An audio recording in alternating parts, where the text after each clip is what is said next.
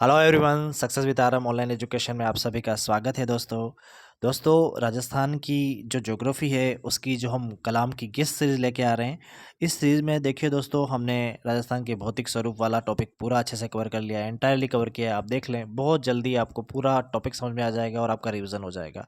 दूसरी बात दोस्तों, यहाँ पे आप देखेंगे कि हमने नदियों वाला और बांध और जो भी झीलें होती हैं वो सारा टॉपिक अच्छे से कर दिया है। आप उसको देखिए दोस्तों, बहुत शानदार तरीके से करवाया गया है वो भी। अभी आज हम ये वन संपदा और वनस्पति वाला जो टॉपिक है वो भी हम पूरा कर लेंगे एंटायरली। आपको बस ये इसको देखना है और अपना रिवीजन करना है। लगातार वीडियो आते रहेंगे आपके, और आपकी तैयारी का रिवीजन भी होता रहेगा, और बहुत जल्दी कम से कम 40-50 मिनट में तो हम इस पूरे टॉपिक को फिनिश कर देंगे मित्रों। तो अब ज़्यादा को वक्त को ज़ाया ना करते हुए शुरू करते हैं टॉपिक। लेकिन उससे पहले आपसे हम्बल रिक्वेस्ट है कि हमारे चैनल को सब्सक्राइब कर लीजिए, ताकि ज़्यादा से ज़्यादा लोगों तक यह पहुँचे और हमें भी मोटिवेशन मिले, आपको भी फ़ायदा हो। तो मित्रों, शुरू करते हैं अगला सेगमेंट हमारा, वन संपदा। देखिए दोस्तों, वन संपदा किसी भी प्रदेश या फिर किसी भी देश के लिए बहुत बड़ी विरासत होती है।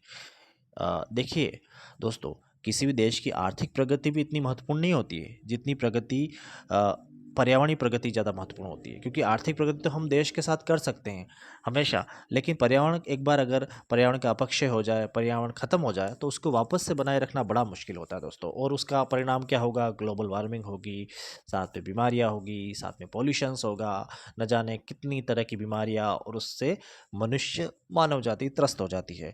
तो हमें क्या देखना है दोस्तों? वन संपदा का क्या महत्व है, वन संपदा क्या है, इसके बारे में चर्चा करनी है।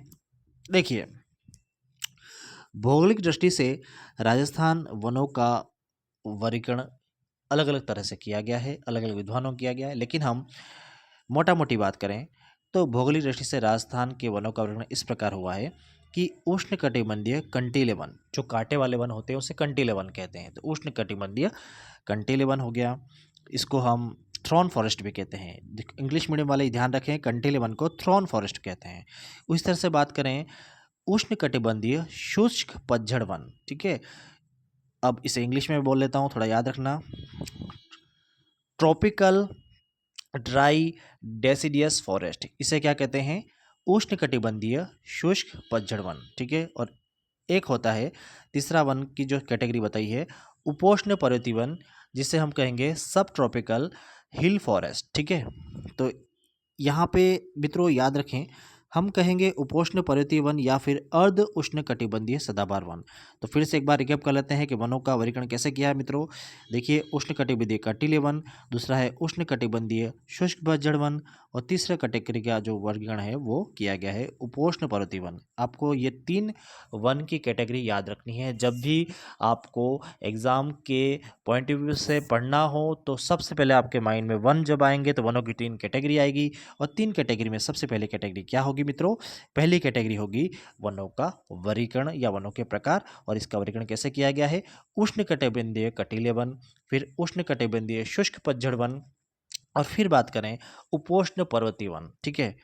अब बात करते हैं मित्रों, देखिए आगे जो कलाम का गेस्ट है उसमें यह दिया रखा है कि उष्णकटिबंधीय शुष्क पतझड़ वन को एरो से बताया गया है शुष्क सागवान वन, बांस के वन, पलाश के वन, बबूल के वन, सालर के वन, धोकड़ा के वन, खेर के वन और मिश्रित पर्णपाती वन। इस तरह से इसे वर्गीकृत किया गया है। देखिए, प्रमुख वन है, प्रमुख वृक्ष है, उनके बारे में चर्चा करते हैं। प्रमुख वृक्ष, अर्जुन वृक्ष एक औषधीय गुणों से परिपूर्ण होता है। कैसा परिपूर्ण होता है? औषधीय गुणों से परिपूर्ण होता है ये वृक्ष, जो झालावाड़ जिले में भवानी मंडी क्षेत्र में पाया जाता है। अगर प्रश्न पूछ ले कि अर्जुन के वृक्ष कहाँ पाए जाते हैं मित्रों, तो झालावाड़ क्षेत्र के भवानी जो क्षेत्र है, भवानी मंडी जो क्षेत्र है, उस क्षेत्र में पाए जाते हैं मित्रों। शीशम के वृक्ष की बात की जाए तो शीशम गंगानगर और हनुमानगढ़ में प्रधानता से पाया जाता है। सागवान की बात की जाए तो उदयपुर हो गया, बांसवाड़ा हो गया, डूंगरपुर का एरिया, थोड़ा सा आसपास का चित्तौड़ का एरिया, यहाँ पाए जाते हैं। मुख्य रूप से बांसवाड़ा में देखने को मिलता है सागवान, ठीक है मित्रों। आगे बात करते हैं विदेशी वृक्ष प्रजाति कौन सी है, तो बिलायती कीकर जो है वो विदेशी वृक्ष प्रजाति का एक प्रजाति है मित्रों। आगे देखते हैं स्थानीय देशज वृक्ष प्रजाति, जिसमें रोज, सफ़ेद कीकर, धोवन, कुमटिया, देशी बबूल, ये क्या है? स्थानीय वृक्ष प्रजाति है। मित्रों देखिए यहाँ पे ये टेबल दी गई है, इसमें वृक्ष कौन कौन से हैं, सागवान वृक्ष का क्षेत्र कौन सा है, और जो मिश्रित पतझड़ वन है उनका क्षेत्र कौन सा है, धोक वन, कांटेदार वन, सदाबहार वन, इनके बारे में हमें बताया गया है। तो आइए एक एक करके देख लेते हैं। देखिए सबसे पहले हम देखते हैं क्रम संख्या 1 में अर्ध उष्णकटिबंधीय सदाबहार वन। इसे क्या कहते हैं? उपोष्ण पर्वतीय वन भी कहते हैं। याद रखें, अर्ध उष्णकटिबंधीय सदाबहार वन को उपोष्ण पर्वतीय वन भी कहते हैं। इसकी मात्रा की बात की जाए तो सबसे कम मात्रा है राजस्थान में 0.39%। ठीक है, और स्थान कहाँ पे है? सिरोही माउंट आबू में मिलते हैं इस तरह के वन। जब भी परीक्षा में प्रश्न आएगा कि अर्ध उष्णकटिबंधीय सदाबहार वन या उपोष्ण पर्वतीय वन कहाँ मिलते हैं मित्रों?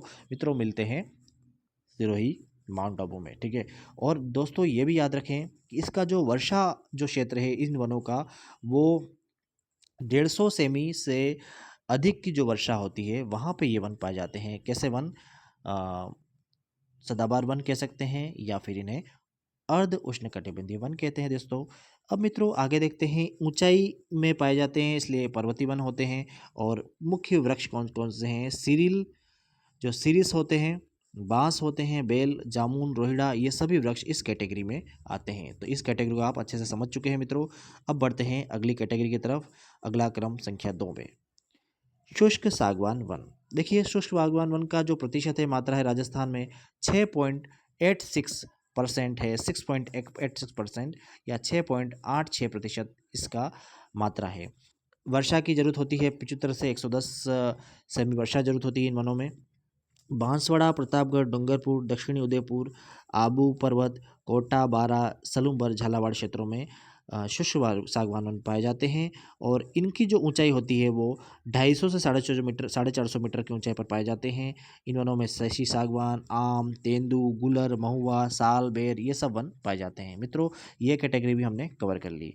अब बढ़ते हैं मित्रों आगे क्रम संख्या 3 पे उष्णकटिबंधीय शुष्क मिश्रित पतझड़ वन, जिसे मानसूनी वन भी कहते हैं।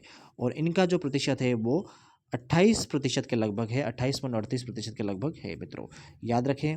अगला इसकी बात करते हैं इसके संदर्भ में कि यहाँ पर 50 से 80 सेमी वर्षा की जरूरत होती है इन वनों के लिए। 50 से 80 सेमी वर्षा। तो मानसूनी वनों के लिए कितने सेमी की वर्षा की जरूरत होती है? 50 से 80 सेमी। और सागवान वनों के लिए 75 से 110 सेमी। और हमने पढ़ा सदाबहार वनों के लिए हमें 150 सेमी से अधिक वर्षा की जरूरत पड़ती है। मित्रों मानसूनी वन कहाँ कहाँ मिलते हैं? देखिए उदयपुर, बांसवाड़ा, सिरोही, राजसमंद, फिर हम बात करेंगे भीलवाड़ा, सवाईमाधोपुर, कोटा, बारा, झालावाड़, डूंगरपुर, बूंदी, अलवर, डीग, कोटपुतली, बहरोड, खेरथल, तिजारा, टोंक, अजमेर, ब्यावर, यहाँ सभी पर स्थानों पर हम बात करें तो हमें मानसूनी वृक्ष देखे जा सकते हैं। ऊंचाई की बात करें मित्रों तो 300 से 1200 मीटर की ऊंचाई होती है मानसूनी वनों की।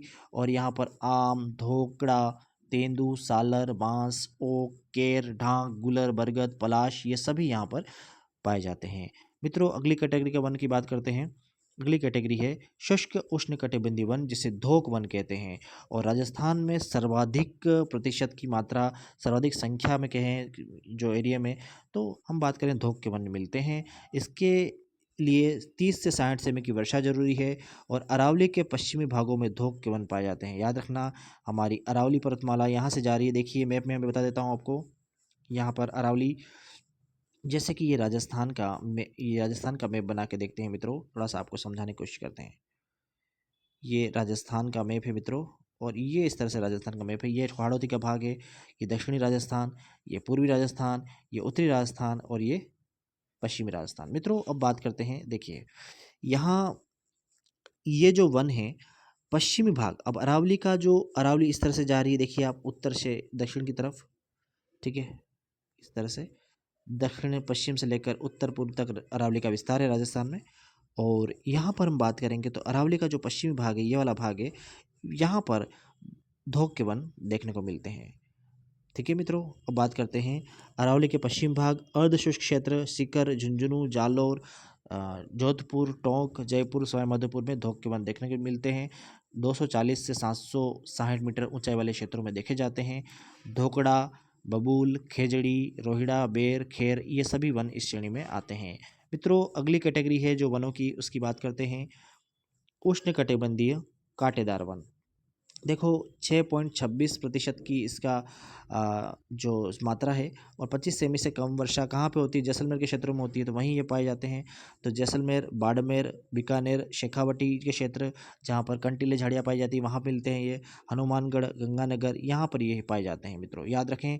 और इसमें कैटेगरी आपको याद होनी चाहिए कि रोहिड़ा, खेजड़ी, बबूल, थुहर, कीकर, बेर, फोग, घास आदि चीज़ें। और यहाँ पे देखो ये घासों के प्रकार भी दे रखे हैं। ये घासों के प्रकार है सेवण, धामण, करण। ठीक है मित्रों, देखिए अपन ने ये कवर कर लिया सारा कि वनों का कैसा वर्गीकरण है, कौन कौन से वन किस किस लोकेशन में मिल रहे हैं, क्या वर्षा की ज़रूरत है, क्या ऊंचाई है उनकी, और वृक्षों का प्रकार क्या है, इसके हमने जान लिया। एक बार इसका स्क्रीनशॉट ले लीजिए, आपको याद करने में सहूलियत होगी।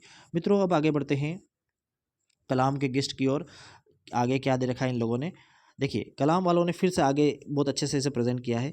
पलाश, ढाक, खाकर ये सर्वाधिक राजसमंद में पाए जाते हैं। अगर प्रश्न पूछ ले कि पलाश, ढाक या खाकर सर्वाधिक कहाँ पाया जाता है, तो ये राजसमंद जिले में पाए जाते हैं। मित्रों अगला प्रश्न, महुआ का सर्वाधिक जो उत्पादन होता है या सर्वाधिक प्रोड्यूस होता है वो डूंगरपुर जिले में होता है। कहाँ होता है? डूंगरपुर जिले में महुआ। और इसे आदिवासियों का कल्प वृक्ष कहते हैं। और तेंदू पत्तों का मुख्य उत्पादन प्रतापगढ़, झालावाड़, बारा और डूंगरपुर में होता है। तो तेंदू पत्तों का जो मुख्य उत्पादन प्रतापगढ़, झालावाड़, बांसवाड़ा और डूंगरपुर। मित्रों आगे देखिए, अगला कुछ घास के प्रकार है, वो भी हमें पढ़ने हैं क्योंकि आने वाले दिनों में परीक्षाओं में इस तरह के प्रश्न फिर बनेंगे। देखिए दोस्तों, खस घास जो है वो सवाईमाधोपुर, भरतपुर, टोंक और अजमेर में पाई जाती है। सेवण घास या लिलोण कहते हैं जिसे, ये जैसलमेर, बाड़मेर के क्षेत्र में देखने को मिलती है, और अधिकतर देखें तो बाड़मेर के क्षेत्र में देखी जाती है। ठीक है, धामण जो घास है वो जैसलमेर में, बांसवाड़ा और उदयपुर और चित्तौड़गढ़ में। मोचिया जो घास है वो ताल छपर अभयारण्य में पाई जाती है, चूरू में। याद रखेंगे सर्वाधिक मोचिया घास कहाँ पाई जाती है, तो चूरू, ताल छपर अभयारण्य में। ओरण की बात की जाए तो पश्चिमी राजस्थान में पवित्र उपवन होते हैं, उसे ओरण कहा जाता है, जिनका पारिस्थितिकी और सांस्कृतिक महत्व है। और सालर वन जो है वो, इसका जो वानस्पतिक नाम है क्या है, बोसवाल या सेराता। ठीक है, और ये वन अरावली के 450 मीटर से अधिक ऊंचाई वाले पहाड़ी क्षेत्रों में, जैसे उदयपुर हो गया, राजसमंद हो गया, चित्तौड़गढ़ हो गया, सिरोही हो गया, पाली हो गया, अजमेर हो गया, जयपुर, अलवर, सीकर, इन क्षेत्रों में पाए जाते हैं सालर के वृक्ष। याद रखें मित्रों। आगे देखते हैं,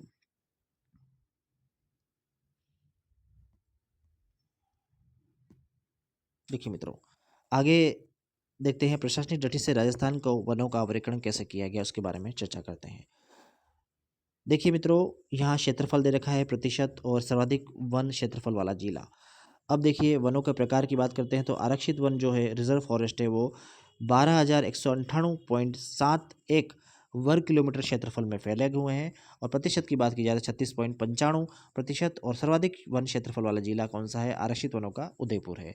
अगर प्रश्न आ जाए कि सर्वाधिक आरक्षित वन क्षेत्र वाला जिला कौन सा है, तो वो है क्षेत्रफल के आधार पर उदयपुर। और इसका प्रतिशत पूछ ले तो 36.95%। और क्षेत्रफल वर्ग किलोमीटर में पूछ लिया तो 12,198 किलोमीटर। ठीक है मित्रों, आगे बढ़ते हैं। रक्षित वन, रक्षित वन मित्रों सबसे ज़्यादा 12 जिले में पाए जाते हैं, और ये लगभग 18,631.13 वर्ग किलोमीटर में फैले हुए हैं। लगभग 56.43% यहाँ पे स्थान देखने को मिलता है प्रतिशत में।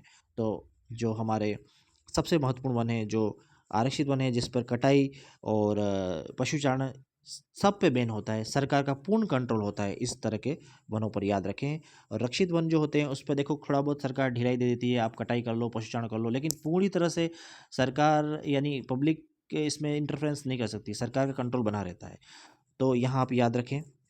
फिर हम बात करें अनक्लासिफाइड, और इस पे सरकार का नियंत्रण नहीं होता है, याद रखें इस वनों में।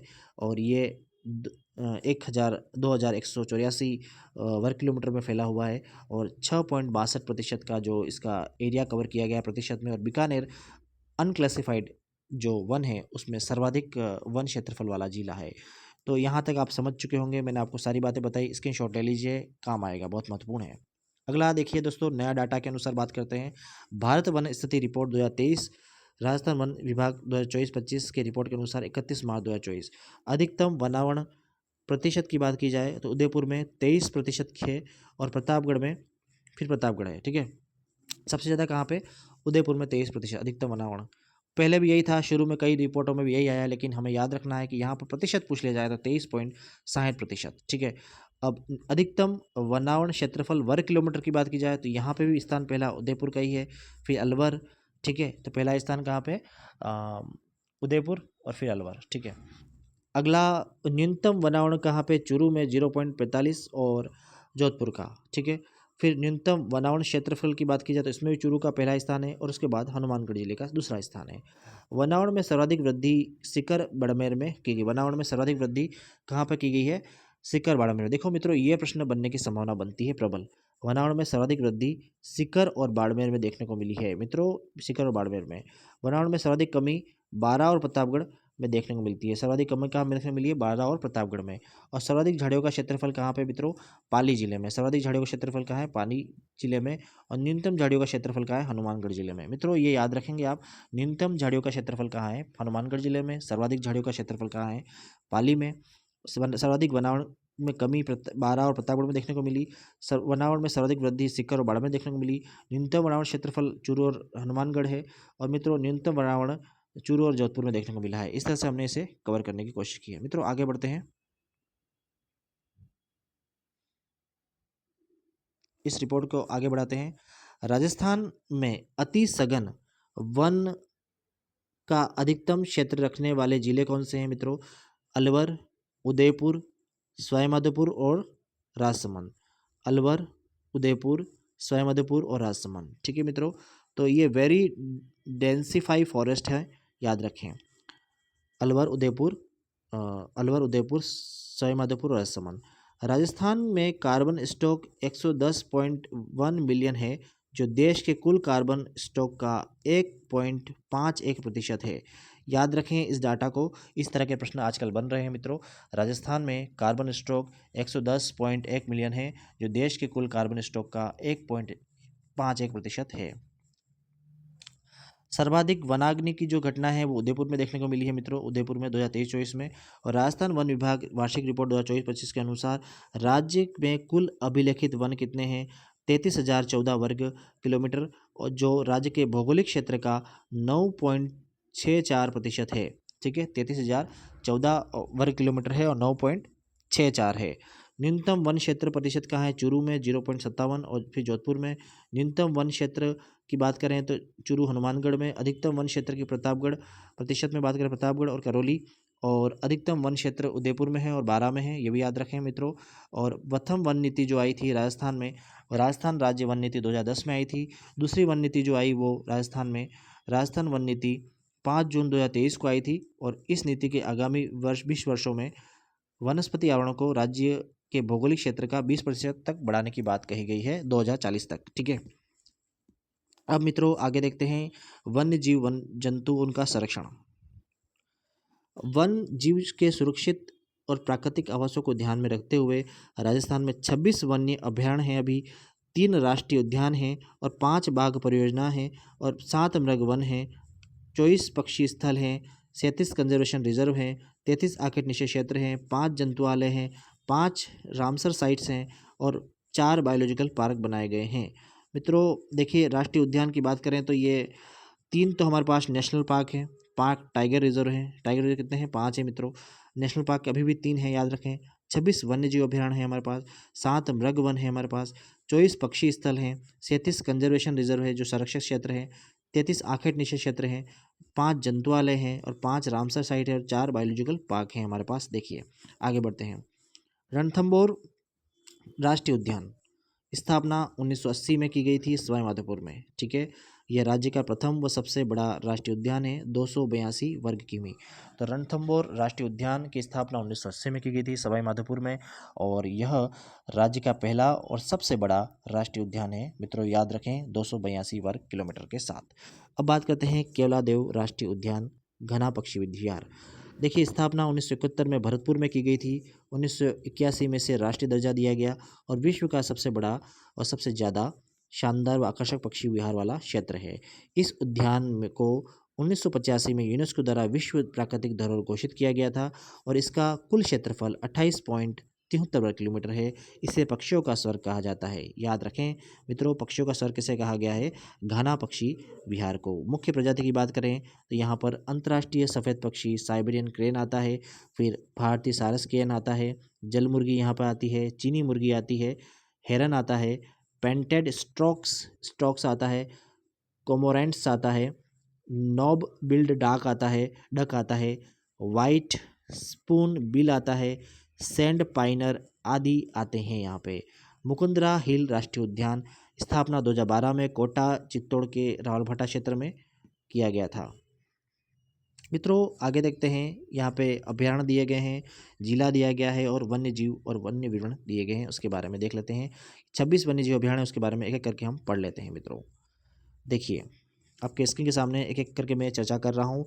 राष्ट्रीय मरु उद्यान वन्य जीव अभ्यारण्य, जो कि सबसे बड़ा है क्षेत्रफल के आधार पर, 3162 वर्ग किलोमीटर का है और जीवाश्म उद्यान है इसे। ये जैसलमेर बाड़मेर में फैला हुआ है। गोडावण, चिकारा, आकल, वुड फासिकल पार्क भी यहीं पर स्थित है। अब बात करते हैं मित्रों केवलादेव अभ्यारण्य। केवलादेव अभ्यारण्य सवाईमाधोपुर और करौली में फैला हुआ है और बघेरा, भेड़िया, चीतल, खरगोश, बाणगंगा और गंभीर नदी भी यहाँ देखने को मिलती है। कुंभलगढ़ वन्यजीव अभ्यारण्य की बात करते हैं मित्रों, राजसमंद और पाली उदयपुर में देखने को मिलता है। भेड़िया, बाघ, भालू, चिकारा यहाँ पर देखने को मिलते हैं। फुलवारी की नाल उदयपुर में है। बाघल, चीत, सियार, भेड़िया के लिए फेमस है। सरिस्का वन्यजीव अभ्यारण्य की बात करें अलवर में है। हरे कबूतर, रीसस बंदर और बाघ है यहाँ पे। सांभर और व्रतहरी पांडुपोल मंदिर भी यहीं देखने को मिलता है। मित्रों अगला जो अभ्यारण्य है टाटगढ़ रावली अभ्यारण्य, जो कि राजसमंद, पाली, अजमेर में देखने को मिलता है। तेंदुआ, भालू, बाज, सियार, रीछ के लिए बड़ा फेमस है। सीता माता अभ्यारण्य जो है वो उड़न गिलहरी के लिए फेमस है। प्रतापगढ़, चित्तौड़, उदयपुर में सीमा के साथ साझा होता है। चौसिंगा और जाखम नदी यहाँ पर देखने को मिलती है। माउंट आबू वन्यजीव अभ्यारण्य की बात करें सिरोही में है। रीछ और जंगली मुर्गा, चिकारा यहाँ देखने को मिलता है। रामगढ़ विषधारी वन्यजीव अभ्यारण्य जो है वो बूंदी में है। विषधारी सांप और बच्चों बाघों का जच्चा घर कहते हैं इसे, रीछ भी यहाँ देखने को मिलता है। अगला देखते हैं मित्रों जमुआ रामगढ़ वन्यजीव अभ्यारण्य, जो कि जयपुर में है। बघेरा, सियार, जरक आदि देखने को मिलते हैं। राष्ट्रीय चंबल घड़ियाल वन्यजीव अभ्यारण्य कोटा, सवाईमाधोपुर, करौली, धौलपुर चंबल नदी के किनारे स्थित है। घड़ियाल यहाँ पे देखने को मिलते हैं मगरमच्छ के साथ, और यहाँ पे सियार और भेड़िया और लोमड़ी भी देखने को मिलती है। जवाहर सागर वन्यजीव अभ्यारण्य, यहाँ पे देखिए कोटा, बूंदी, चित्तौड़ में फैला हुआ है। जवाहर सागर कोटा, बूंदी और चित्तौड़ में, और घड़ियाल के लिए बड़ा प्रसिद्ध है। घड़ियाल के लिए बड़ा प्रसिद्ध है, चंबल नदी के किनारे है ये भी। ताल छापर वन्यजीव अभ्यारण्य जो है वो चूरू, सुजानगढ़ में है, और काले हिरण व कुरजा पक्षी के लिए बड़ा ही फेमस है। मित्रों अगले देखते हैं 14वां वन्यजीव अभ्यारण्य का नाम दर्रा वन्यजीव अभ्यारण्य कोटा, झालावाड़ में है। गागरोनी तोते और धोकड़ा वन यहाँ पे देखने को मिलते हैं। दर्रा वन्यजीव अभ्यारण्य में गागरोनी तोते और धोकड़ा। मित्रों आगे देखते हैं बस्सी अभ्यारण्य जो है चित्तौड़गढ़ में है, चौसिंगा के लिए बड़ा फेमस है। फिर बंद बरेठा अभ्यारण्य भरतपुर में है मित्रों। बेसोगढ़ अभ्यारण्य है चित्तौड़गढ़ में। सवाई मानसिंह अभ्यारण्य है सवाई माधोपुर में। सवाई माधोपुर अभ्यारण्य है सवाई माधोपुर में। शेरगढ़ अभ्यारण्य मित्रों 12 में है। सज्जनगढ़ अभ्यारण्य है जो सबसे छोटा है, 5.19 वर्ग किलोमीटर फैला हुआ है, उदयपुर में है। जयसमंद अभ्यारण्य जयसमंद में है। नाहरगढ़ अभ्यारण्य नाहरगढ़ जयपुर में है। केसरबाग अभ्यारण्य धौलपुर में है। केसरबाग अभ्यारण्य कहाँ है? धौलपुर में मित्रों।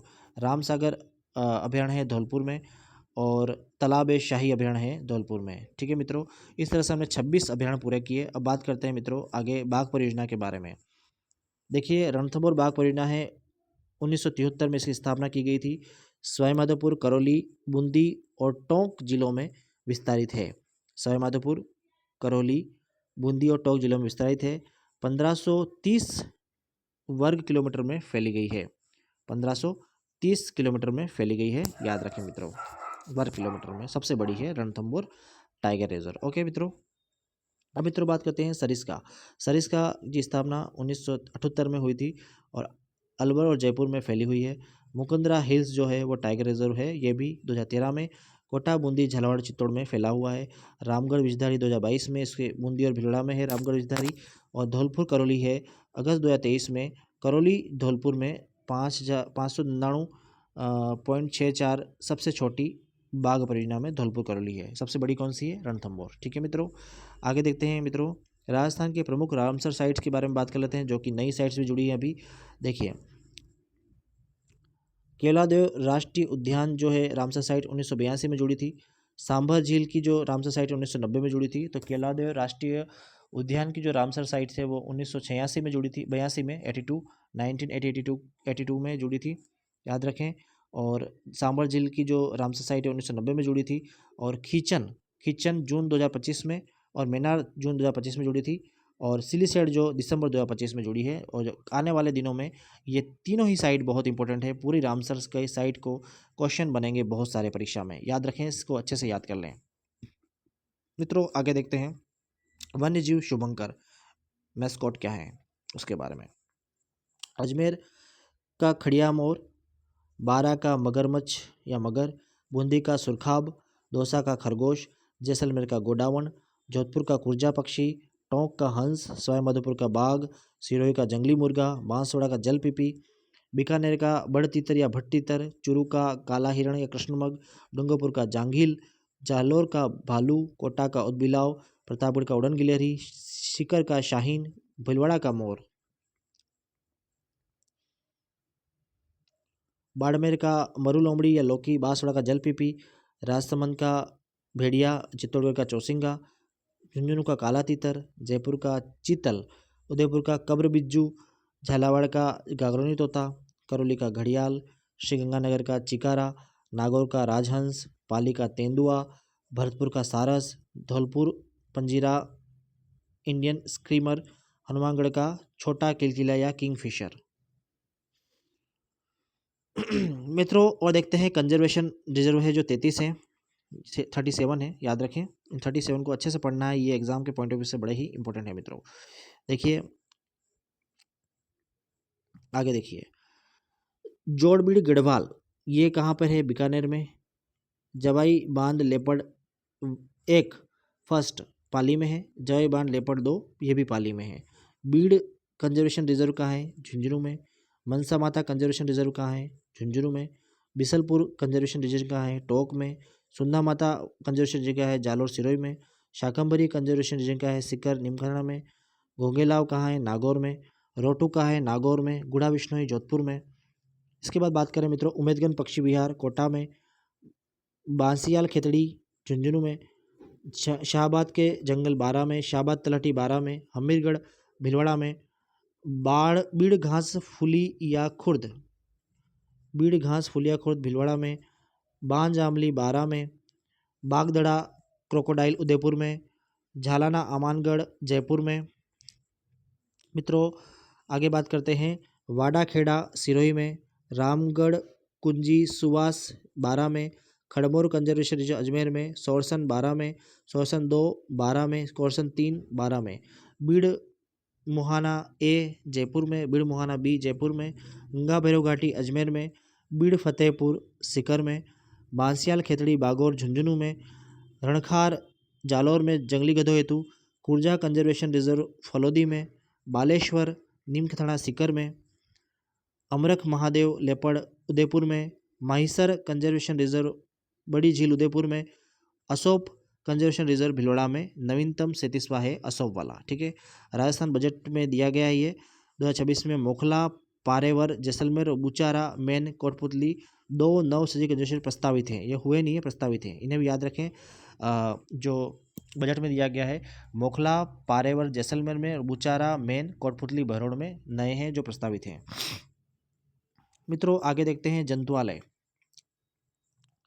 जंतुआलय की बात की जाए मित्रों तो यहाँ देखिए, जयपुर जंतुआलय 1886 में सियोतर में स्थापित किया गया था। राज्य का प्रथम जंतुआलय कौन सा है, जयपुर जंतुआलय। और कब स्थापित किया गया था, 1876 में स्थापित किया गया था मित्रों। आगे देखते हैं, उदयपुर जंतुआलय, बीकानेर जंतुआलय, जोधपुर जंतुआलय और कोटा जंतुआलय, ठीक है। आगे देखते हैं, राजस्थान में लेपर्ड तेंदुआ परियोजना, झालाना प्रथम, राजस्थान का प्रथम तेंदुआ रिजर्व। और नाहरगढ़ और अमानगढ़ में लेपर्ड सफारी होती है। कहाँ कहाँ होती है, झालाना पहला तेंदुआ रिजर्व है, फिर नाहरगढ़ आमागढ़ में लेपर्ड सफारी है, ये सभी कहाँ हैं, जयपुर में। बागदड़ा क्रोकोडाइल मगरमच्छ संरक्षण पार्क आरक्षित गिरवा उदयपुर में है। और ग्रास लैंड संरक्षण और घड़ियाल संरक्षण केंद्र पालीघाट सवाई माधोपुर में प्रस्तावित है, ठीक है। कहाँ है, ग्रास लैंड संरक्षण पालीघाट सवाई माधोपुर में प्रस्तावित है। तो ये दो भी आप याद रखें, बहुत इंपॉर्टेंट है ये। अब देखिए दोस्तों, आखेट निषेध क्षेत्र। राजस्थान में सर्वाधिक आखेट निषेध क्षेत्र वाला जिला जोधपुर है, 7 है वहाँ पे। क्षेत्रफल की दृष्टि से राज्य का सबसे बड़ा आखेट निषेध क्षेत्र कौन सा है? कोटसर है। और ये कोटसर वाला जो एरिया है वो चूरू बीकानेर में स्थित है। राज्य का सबसे छोटा आखेट निषेध क्षेत्र है कनक सागर बूंदी में है। ठीक है, सबसे बड़ा कौन सा है? कोटसर, संवत्सर चूरू बीकानेर में है, और सबसे छोटा है कनक सागर बूंदी में। ठीक है, अगला बात करते हैं मित्रों, राजस्थान के प्रमुख बायोलॉजिकल पार्क्स, जैव उद्यानिक पार्क। सज्जनगढ़ उदयपुर में, माचिया सफारी जयपुर में, नाहरगढ़ जयपुर में, और अभेड़ा कोटा नानता में। मित्रों आगे देखते हैं, मरु जैविक उद्यान बीकानेर बिछवाल में निर्माणाधीन है। राजस्थान बजट 2025-26 में भरतपुर में बायोलॉजिकल पार्क बनाए जाने का भी प्रस्तावित रखा गया है। राजस्थान के अन्य पार्क की बात करें, जैव विविधता पार्क राजस्थान में गमधर वन क्षेत्र उदयपुर में है। प्राकृतिक नेचर पार्क जो है वो चूरू लक्ष्मणगढ़ सीकर में है। कैक्टस गार्डन जो है वो कुलधरा जैसलमेर में है। बटरफ्लाई पार्क जो है अम्बेरी उदयपुर में है। बोगन वेलिया थीम पार्क कहाँ पे है? जयपुर उदयपुर में है। डेजर्ट पार्क कहाँ पे मित्रों? किशनगढ़ जयपुर में है। ऑक्सीजन पार्क कहाँ है मित्रों? कोटा में है। विश्व वानिकी उद्यान जयपुर में है मित्रों। प्रथम पारिस्थितिकी मित्र संभाग माउंट आबू में है। हर्बल गार्डन अजमेर में है। नौलखा किला स्मृति वन झालावाड़ में है मित्रों। आगे देखते हैं मित्रों, कलाम की गेस्ट में और आगे क्या दे रखा है वन्य वनस्पति के संबंध में। राजस्थान में वन व वन जीव संरक्षण हेतु प्रयास। देखो, 12 सितंबर 1730 में जोधपुर के राजा ने खेड़ी ग्राम में खेड़ी के पेड़ों को काटने का आदेश के विरोध में अमृता देवी नेतृत्व में कुल 363 लोगों ने प्राणों की बलिदान दिया। उनकी याद में 12 सितंबर को राजस्थान में खेड़ी दिवस मनाया जाता है। देखो, ये जो वाक्य बड़ा इंपॉर्टेंट है राजस्थान के इतिहास में कि 12 सितंबर 1730 में जोधपुर के राजा ने खेड़ी ग्राम में खेड़ी के पेड़ों को काटने का आदेश दे दिया। अब वो वहाँ के जो खेड़ी के गांव के जो लोग हैं, अमृता देवी के नेतृत्व में लड़ मरे अपने पेड़ों के लिए, और 363 लोग उस समय प्राणों का बलिदान दिया, और उनकी याद में 12 सितंबर को खेड़ी दिवस के रूप में मनाया जाता है मित्रों। आगे देखते हैं, वृक्षारोपण कार्यक्रम। मरुस्थल वृक्षारोपण कार्यक्रम की बात करें तो शुरुआत 1977-78 में हुई थी। मरुस्थल वृक्षारोपण कार्यक्रम कब शुरुआत हुई थी? 1977-78 में इसकी शुरुआत हुई थी। और जिले कितने थे इसमें मित्रों? 10 जिले, केंद्र 75% और राज्य का 25% हिस्सा था। यहाँ पे याद रखने, इसकी सहायता में केंद्र का 75 और राज्य का 25% हिस्सा था। अरावली वृक्षारोपण योजना कब शुरू की गई? शुरुआत इसकी 1992 में की गई थी, और जिले 10 थे और सहयोग किसने दिया? जापान के जायका ने दिया। राजस्थान पानी की जैव विविधता परियोजना, सहायता जापान इंटरनेशनल कोऑपरेटिव एजेंसी जिका, और उद्देश्य था वृक्षारोपण, वन्य जीव और जैव विविधता संरक्षण को बढ़ावा देना, मिट्टी व जल संरक्षण करना, पर्यावरण संरक्षण व सामाजिक आर्थिक गरीबी विकास और गरीबी उन्मूलन के लिए प्रयास किए गए थे। द्वितीय फेज में इसका वापस शुरुआत हुई 2011 से 2019 में। 10 मरुस्थलीय जिले थे जिसमें सीकर, झुंझुनू, चूरू, बाड़मेर, जालोर, जोधपुर, पाली, नागौर, जैसलमेर, बीकानेर, और 5 गैर मरुस्थलीय जिले थे जिसमें बांसवाड़ा, डूंगरपुर, भीलवाड़ा, सिरोही और जयपुर शामिल थे। बात करते हैं, इस परियोजना के तहत सज्जनगढ़, माचिया, नाहरगढ़, अभेड़ा व मरुधरा बायोलॉजिकल पार्क विकसित किया गया है। किस परियोजना के तहत? राजस्थान वानिकी और जैव विविधता परियोजना के तहत। ठीक है, अगला क्वेश्चन मित्रों देखते हैं आगे। राजस्थान वनीकरण एवं जैव विविधता संरक्षण कार्यक्रम आर्थिक सहायता जिका से प्राप्त हो रही है। इसमें 10 मरुस्थलीय जिले और 9 गैर मरुस्थलीय जिले शामिल हैं। ठीक है, गंगानगर और हनुमान के अलावा 10 मरुस्थलीय जिले हैं। गंगानगर ये 2 शामिल नहीं इसमें। और गैर मरुस्थलीय जिलों में जयपुर, अजमेर, राजसमंद, सिरोही, उदयपुर, चित्तौड़, प्रतापगढ़, डूंगरपुर, बांसवाड़ा शामिल हैं। मित्रों आगे बात करते हैं, राजस्थान वानिकी एवं जैव विविधता परियोजना फ्रांस की एजेंसी फ्रांसेइस डी डेवलपमेंट द्वारा समर्थित एक पहल है जो 2023-24 से 2030-31 तक कुल 8 वर्षों तक चलेगी। यह परियोजना राजस्थान के 13 जिलों में क्रियान्वित की जा रही है। ठीक है, कितने जिलों में? 13 जिलों में। वित्तीय सहयोग कौन दे रहा है? एशियन AFD 70% और राज्य 30%। सामाजिक वानिकी जो है वो 7वीं पंचवर्षीय योजना में शुरू की गई थी। 7वीं पंचवर्षीय योजना 1985 से शुरू की गई थी। बात करते हैं मित्रों वन्य जीव संरक्षण अधिनियम 1972 राज्य में 1 सितंबर 1973 से लागू हुआ था। कब हुआ था? 1 सितंबर 1973 से राजस्थान में। बाघ संरक्षण अधिनियम 1973 और गोडावना ऊंट संरक्षण अधिनियम 2014 और जैव विविधता संरक्षण अधिनियम 2002। राजस्थान सरकार द्वारा 2 मार्च 2010 को राजस्थान जैव विविधता नियम 2010 पारित किया गया, जो 30 अप्रैल 2010 को लागू हुआ। राजस्थान राज्य जैव विविधता बोर्ड का गठन 14 सितंबर 2010 को जयपुर में किया गया। ठीक है मित्रों, याद रखना ये बहुत इंपॉर्टेंट है कि राजस्थान का जो जैव विविधता नियम 2010 को 2 मार्च 2010 को पारित किया गया और 30 अप्रैल 2010 को लागू किया गया। कब पारित किया गया? 2 मार्च 2010 को और 30 अप्रैल 2010 को लागू किया गया। और इसमें जो जैव विविधता प्राधिकरण जो बना, जो बोर्ड का गठन हुआ, वो 14 सितंबर 2010 को जयपुर में किया गया। मित्रों, इस तरह से हमने पूरा ये वनस्पति वाला जो टॉपिक है हमारा, इसको हमने अच्छे से कवर कर लिया है। मित्रों, कलाम का ये गिस्ट आपको कैसा लगा, आप अपना कमेंट देना ना भूलें। मित्रों देखिए, यहाँ से हमने ये शुरू किया था और इसे पूरा कवर कर लिया वन संपदा को, और इसमें वन्य जीव वनस्पति, इसमें जो कंजर्वेशन रीजन है, टाइगर रिजर्व है, तमाम बातें हमने कर ली। अगर आपको ये वीडियो अच्छा लगा है तो कमेंट करना ना भूलें और इसे अधिक से अधिक शेयर करें और इसे सब्सक्राइब करना भी ना भूलें। मित्रों, thank you for watching me.